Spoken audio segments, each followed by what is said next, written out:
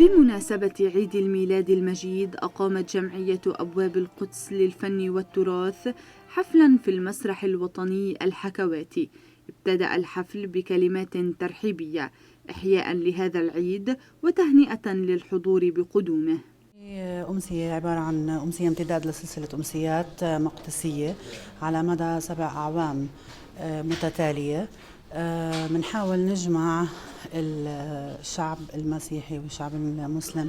طبعا نحن كنا شعب واحد عايشين في القدس في ظروف صعبة جدا، فبنحاول إحياء أعياد الميلاد المجيدة، وهي السنة كمان في عنا مناسبة برضو اللي هي عيد المولد النبوي.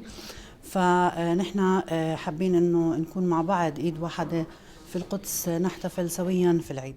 وبمشاركة من القوى الوطنية والذي قدم كلمته نيابة عنهم السيد سليمان مطر، وحرصا منه على الوضع الراهن بالقدس، أشار إلى التفاف المقدسيين حول قضية استعادة جثامين الشهداء وضرورة اللحمة الوطنية من أجل قدس حرة.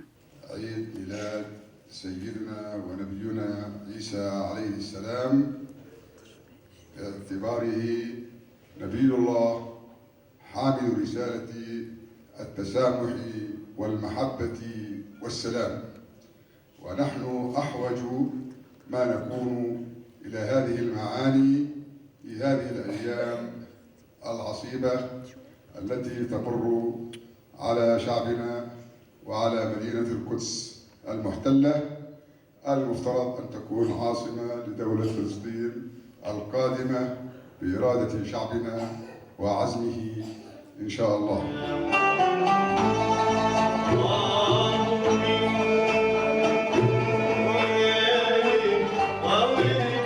واختتمت الأمسية بوصلة غنائية أحياها الفنان مصطفى دحلة مع فرقته الموسيقية. تأتي هذه الأنشطة دعماً للقدس وإثباتاً على أن المقدسيين متحدين في أعيادهم كافة.